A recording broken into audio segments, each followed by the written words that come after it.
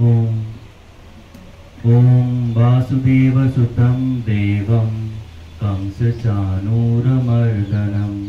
देवकी परमानन्दं कृष्णं वन्दे जगद्गुरुं।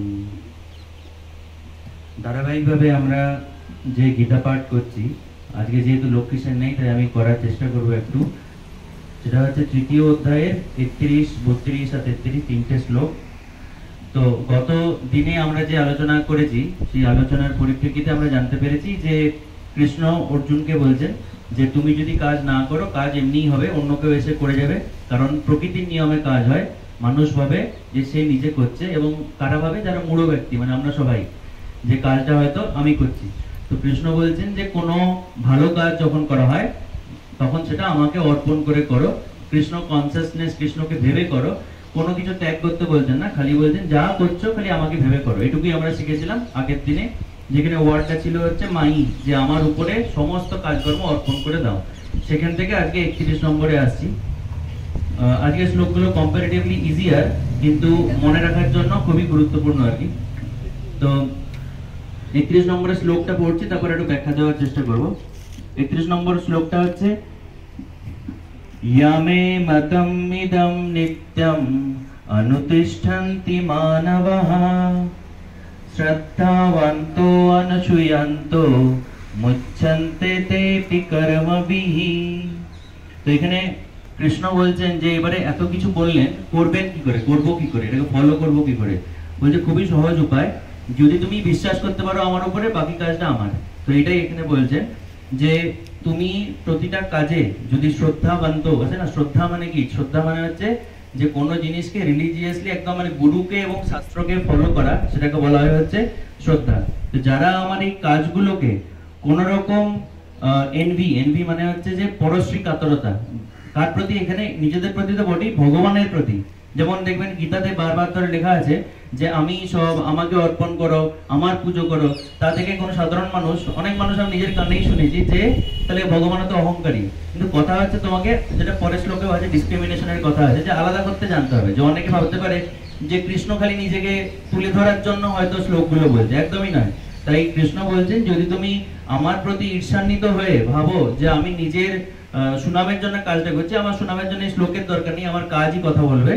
এবারে প্রোফাউন্ড ফেথ, মানে তুমি যদি পুরোপুরি এটার উপর বিশ্বাস অর্জন করতে পারো, যেটা প্রভুপাদও তার একটা এক্সপ্লেনেশনে বলেছেন যে একজন সাধারণ মানুষ যে কোনো কিছুই ফলো করতে পারছে না, শাস্ত্রবিহিত কোনো কাজ করতে পারছে না, খালি কৃষ্ণের কথাগুলো যদি বিশ্বাস করে, উই টু 10% কাজ যদি করে, 90% কাজ কৃষ্ণ নিজেই করে দেয়।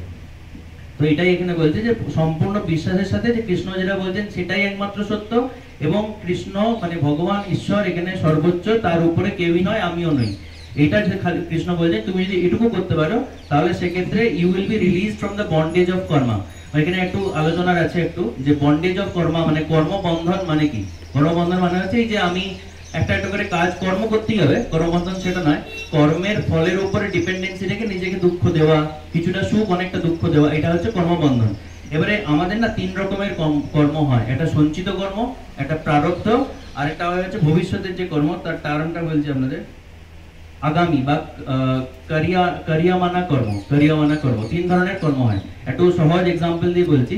ধরুন আপনার কাছে তীর ধনুক আছে, আর তীর ধনুকের মধ্যে কিছু বাণ পিছনে ঢোকানো আছে, মানে এখনো পর্যন্ত এগুলো ব্যবহার করেননি, সেই বাণগুলো আপনার পিঠের মধ্যে রাখা আছে, সেটা হচ্ছে সঞ্চিত কর্ম। মানে যে বাণগুলো, যে কর্মগুলোর ফল আপনি এখনো পাননি, যে কর্মগুলো করেননি সেটা নয়, যে কর্মগুলোর ফল জন্ম জন্মান্তরে যে সমস্ত কর্মের ফল এখনো আপনি ভোগ করতে পারেননি, সেটা হচ্ছে সঞ্চিত কর্ম।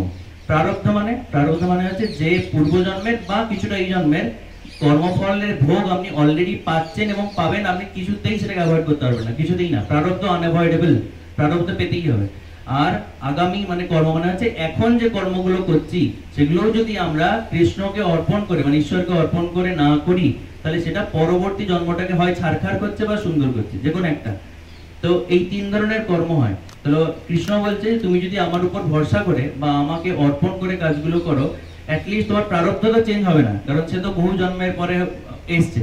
কিন্তু সঞ্চিত কর্ম আর আগামী কর্ম, এই দুটোকে আমি শর্ট করতে পারবো, এইগুলোকে আমি তোমার ফলটাকে যেভাবে পাওয়া উচিত তোমার ফল, তোমার কর্মভোগ বেশি হবে না।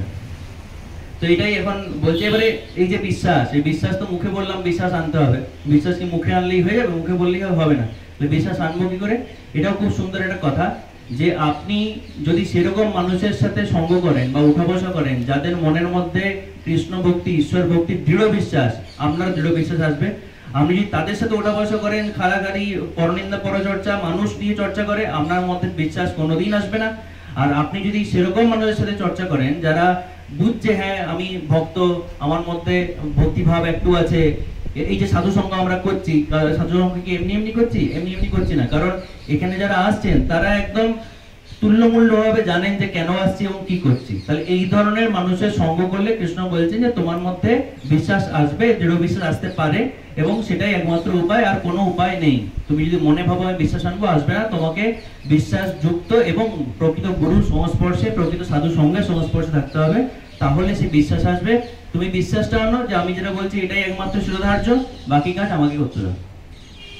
তাহলে এটা হচ্ছে যে সেই সমস্ত মানুষের কথা বললেন যে যারা চাইছে যে আমি কর্মফলের যে বন্ধন সেখান থেকে মুক্তি পাবো। কি করে পাবো? না, বিশ্বাস করো। কোন রকম আমার প্রতি ঈর্ষা করো না, আমি ঈর্ষার ঊর্ধ্বে, মনে হয় আমাকে সর্বোচ্চ ভাবো, যে সমস্ত কাজ আমাকে অর্পণ করো, ঠিক আছে? এবং আমাকে বিশ্বাস করো। অর্পণ করতেও পারবো না এত সহজে, বিশ্বাস করো। এবারে পরের শ্লোকটা আরো গুরুত্বপূর্ণ, যদি কেউ এটা না করতে পারে তাদের কি দশা হবে সেটা এখানে বলছে। 32 নম্বরে যাচ্ছি এবারে। ये त्वेताद अभुष्यन्तो ये त्वेताद अभ्यसूयन्तो नानुतिष्ठन्ति मे मतम् सर्वज्ञानपि मूढास्तान् विद्धि नष्टा अचेतसः। গুরুত্বপূর্ণ ওয়ার্ড হচ্ছে নষ্টা।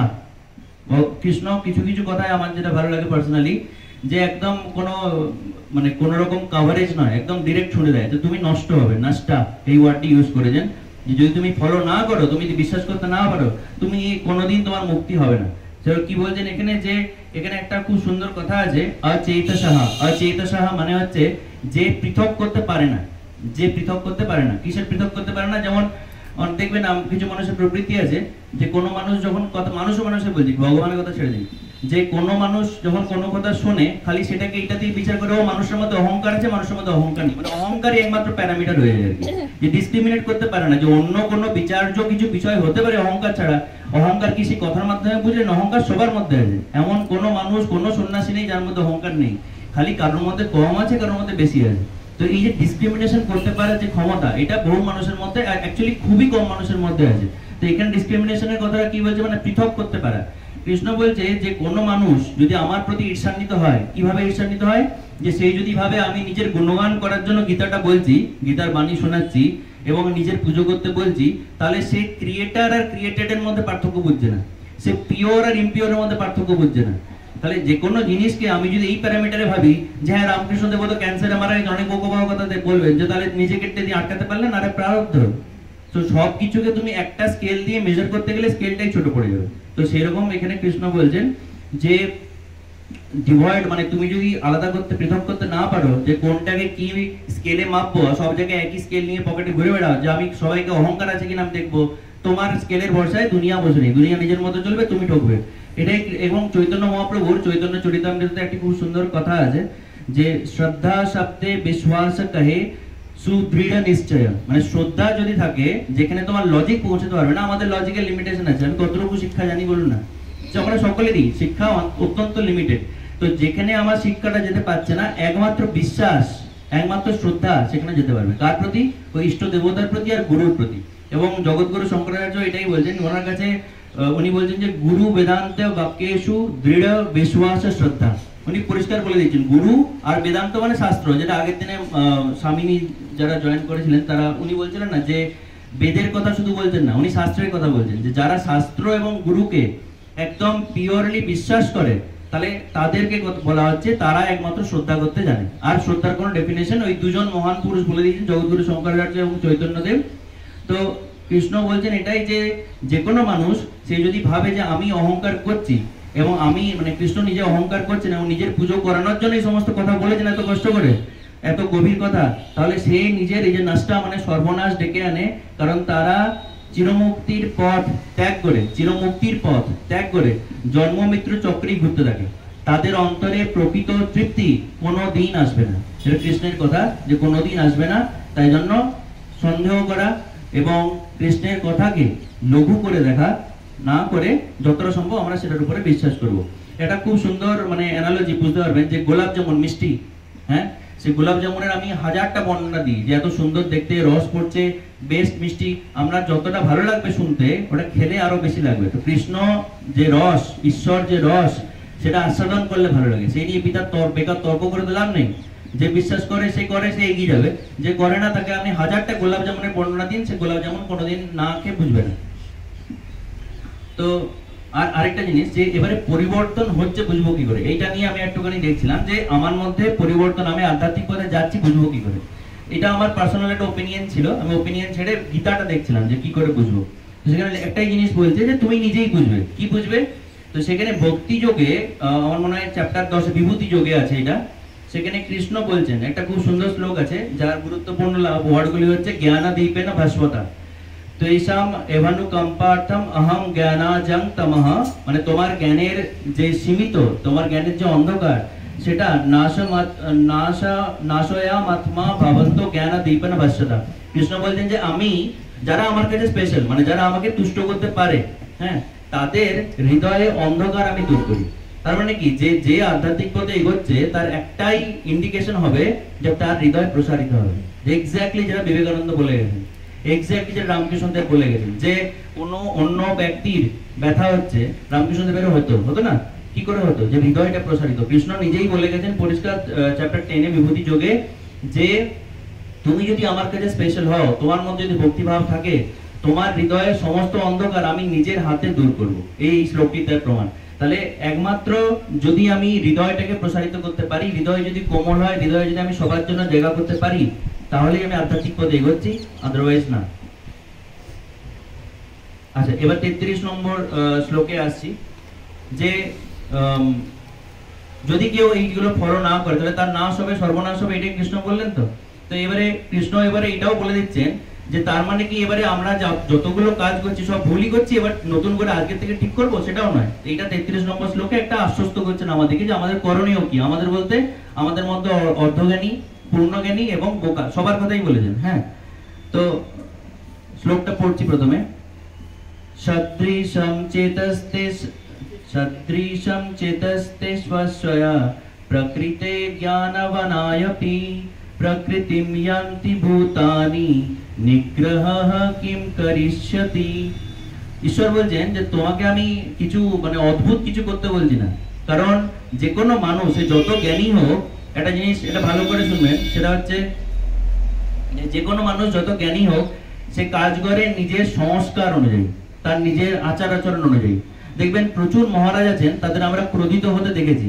প্রচুর মহারাজ আছেন যারা সন্ন্যাসী হওয়ার পরেও সংসারের জিনিসপত্র, যে সংসার কেমন চলছে, স্যালারি কত, হ্যাঁ, বিয়ে হয়েছে কিনা কেমন, এই সমস্ত জিনিসপত্রে এখনো আগ্রহ দেখান। আমি নিজের চোখে শুনে দেখেছি, নিজের কানে শুনেছি।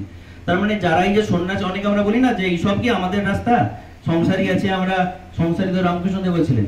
তাহলে এই যে কথাটা যে সন্ন্যাসীদের রাস্তা বোধহয় সহজ, মোটেই না। তাদের রাস্তা তাদের মতো করে কঠিন, তারা জিনিসটাকে সহজ করার চেষ্টা করছেন। তো এখানে জ্ঞানীরা, যে কোনো মানুষ আর কি, সন্ন্যাসীরাও তাই, আমরাও তাই, কোনো মানুষ জ্ঞানী যতই হোক, সে তার জ্ঞান দিয়ে আচার ব্যবহার করে না, সে তার ব্যবহার করে তার নিজের সংস্কার অনুযায়ী, যে সংস্কার অনেক পূর্বজন্মের সংস্কার, এবং এই জন্মে তাকে যেরকম ভাবে বড় করা হয়েছে, এবং সেভাবে তার এই যে দেখুন পাঠচক্রে খুব বেশি মানুষ আসছেন না, কয়েকজন মানুষ আসছেন, কেন? না সংস্কার। তো সংস্কারটা হচ্ছে কি, যে আমার মেন্টাল অ্যালাইনমেন্টটা কেমন, আমার মানসিকতা কেমন, সেটা হচ্ছে আমার সংস্কার। এবং সেটা এত সহজে যাবে না, সেটা জ্ঞান দিয়ে যাবে না, সেটা একমাত্র যদি আমি সমর্পণ করতে পারি সেটার মাধ্যমে যাবে। তাই কৃষ্ণ বলছে যে তুমি হঠাৎ করে কোনো কিছু চেঞ্জ করে দিলে, যে এখনের যে তোমার দৈনিক জীবন, সেটা চেঞ্জ করে নতুন কিছু করতে একদমই বলছে না। বলছে তুমি যেখানে আছো সেখান থেকেই তোমার আমার লেভেলে আসা সম্ভব। মানে wherever you are, সেখানে তুমি থাকো, সেখান থেকে তুমি যে কাজগুলো করছো সেই কাজগুলোকেই খেলে আমাকে সমর্পণ করে করো। উদাহরণ, একজন মাতাল বা কোনো বাজে নেশা করা করে যে কোনো মানুষ, সে যদি ভাবে তাহলে আমাকে কি কৃষ্ণ ভক্তি আমি কি তাহলে কোনোদিন পাবো না, আমি তো তাহলে রত্নাকর কি করে পেলো? তাহলে কখন যে কার কি সঞ্চিত কর্ম আছে আমরা জানি না। হয়তো আমাদের সঞ্চিত কর্ম বেশ বড় উচ্চ মার্গের মহারাজের থেকেও ভালো, জানি না আমি। তাই জন্য বলছে তুমি যে অবস্থায় আছো, এই অবস্থাতেই তুমি কোনো বাজে নেশা করছো, সেই সেই নেশাটা ভগবানকে সমর্পণ করে করো, সেটাও ভালো হয়ে যাবে, দেখবেন নেশাটা থাকবেই না, কারণ কৃষ্ণ দায়িত্ব নেবেন না। তো কথাটা হচ্ছে এটাই, যে সংস্কার থাকবেই। এই ভৌতিক জগতের যে অভিজ্ঞতাগুলো, এগুলো একটা করে মায়া। তাই ভগবান মানে এখানে বলা হচ্ছে যে শুধুমাত্র এই যে কথাগুলো আমরা বলছি, কথাগুলোর বলা গুরুত্বপূর্ণ, তার থেকে গুরুত্বপূর্ণ হচ্ছে প্রয়োগ। তো শুধুমাত্র অর্জুন কি করেছিল, কৃষ্ণ কি করেছিল, কৃষ্ণ কি বলেছিল, এই সবগুলো আমাদের বিচার্য নয়। তারা যা করেছে তাদের ফল পেয়ে গেছে, আমরা সেখান থেকে কি শিক্ষা লাভ করতে পারছি, সেটি হচ্ছে আমাদের গীতার আলোচনার একমাত্র বিষয় হওয়া উচিত। তো ভগবান আরেকটা কথা, হ্যাঁ ভগবান বলছিলেন যে তুমি যে অবস্থায় আছো, যে পর্যায়ে আছো জীবনে, যে কাজগুলো করছো প্রত্যেকটা কাজই করো, কিচ্ছু ত্যাগ করো না, ভালো কাজগুলো করো, খারাপগুলো আরো বেশি করে করো, বলে আমাকে সমর্পণ করে করো, দেখি কতদিন তুমি করতে পারো খারাপ কাজগুলো, পারবে না। এবারে আরেকটা জিনিস আমরা বলি না যে কথায় কথায় যে সুখ দুঃখ তো থাকবেই, হাসি কান্না থাকবেই, ভুল কথা। সুখ দুঃখ থাকবেই, এই কথাটা পুরোপুরি সত্য নয়। তাদের জন্যই সত্য যারা সাধারণ জীব আমাদের মতো, যারা যোগী পুরুষ। প্রেমানন্দ মহারাজ, সবাই ইন্টারনেটে আমরা দেখেছি, দুটো কিডনি ফেলিয়ার, তার মধ্যে সন্তোষ বলছেন যে যারা অ্যাকচুয়াল এই মার্গে চলে তাদের জীবনে দুটো জিনিস থাকে, সুখ আর সন্তোষ, আর কিচ্ছু থাকে না। তাই যে আমাদের ছোট থেকে শেখানো হয়েছিল সুখ দুঃখ থাকবেই, একদম ভুল কথা। যদি কেউ সত্যি যদি কেউ দুঃখটাকেও সুখে পরিণত করতে পারে, সেই আসল যোগী। সেটাই তো আমরা স্থিতপ্রজ্ঞের সম্বন্ধে পড়েছিলাম, তাই না? তো শুধু নিজের কর্তব্য করুন, যেটা কৃষ্ণ বলছেন যে কর্তব্য করা বন্ধ করে দেবেন না, কর্ম করা বন্ধ করবেন না, খালি আমার ভাবনা নিয়ে তুমি সেটা। এমন দেখুন, এই যে প্রাণীরা আছে, কুকুর, বিড়াল, পিঁপড়ে, কুকুর যে আমরা বলি বিশ্বস্ত, গরুকে আমরা বলছি এত মানে গিভার, গরু হচ্ছে গিভার, সমস্ত কিছু দিয়ে দিচ্ছে, এ থেকে জেড গরু সব দিচ্ছে। তাহলে সে কি কৃষ্ণ ভক্তি লাভ করতে পারবে না? পারবে। কেন না, তাকে ওই যে কাজটা করছে ওটাই করতে হবে, প্লাস কৃষ্ণ ভক্তি, কৃষ্ণের কথা ভেবে সেই কাজটা করতে হবে। তো যে কোনো প্রাণী থেকে শুরু করে আমরা সকলেই, আমাদের যতই জ্ঞান দেওয়া হোক, যতই আমরা শাস্ত্র আলোচনা করি, আলটিমেটলি একটা কথা আছে না, শুনে সব কি করে মন কি, আমাদের সবারই সেই অবস্থা, মনমুখী গওয়ার আমরা সবাই মোরলেস। কথা হচ্ছে যে আমার মন মর্জি মতো কাজ না আমার কল্যাণ করবে না সমাজে। যদি আমার বুদ্ধিদীপ্ত কাজ হয় এবং সেটা অবভিয়াসলি কৃষ্ণ বুদ্ধি লাগিয়ে যদি কাজ হয়, সেটা আমারও কল্যাণ করবে, পুরো সংসারের কল্যাণ করবে। তো এটাই যে ঈশ্বরের সেবা করছি, ঈশ্বরের কাজ করছি, এটা ভেবে তুমি যে এই মুহূর্ত থেকে বিশ্বাস করা শুরু করো, যেটা 31 নম্বরে দেখলাম। 32 নম্বরে বলছে তুমি যদি ভাবো যে আমার প্রতি ঈর্ষা করবে, আমি ঈর্ষার ঊর্ধ্বে, আমার উপর ঈর্ষা করে, বা তুমি এই ধরনের পাঠচক্র, এই ধরনের আলোচনার মধ্যে সামিল না হয়, তুমি যে ভাবছো বিশাল উপকৃত করছো, সমাজ এগিয়ে যাবে, যারা ভগবত লাভ করা তারা করবে, তুমি পিছনে পড়ে যাবে, তোমাকে জনমিত। এবং আরেকটা কথা হচ্ছে যে জপ ধ্যান করা যদি কঠিন হয়, পাঠচক্রে এসে আধ্যাত্মিক আলোচনায় সামিল হওয়া যদি কঠিন হয়, তবুও সেই কঠিন অনেক সহজ ওই 84 লক্ষ জনি আবর্তন করার থেকে। তো এইটাই আজকের আলোচনার বিষয় ছিল। আর যেটা আমি পড়তে পড়তে দেখছিলাম যে সকলেই যেটা সাজেস্ট করেন আর কি, আমরা সকলে একসাথে একটু ওই প্রণাম মন্ত্র, হরে কৃষ্ণ প্রণাম মন্ত্র একসাথে চোখ বন্ধ করে করবো। আমরা সকলেই জানি, হরে কৃষ্ণ কৃষ্ণ কৃষ্ণ হরে হরে, হরে রাম রাম রাম হরে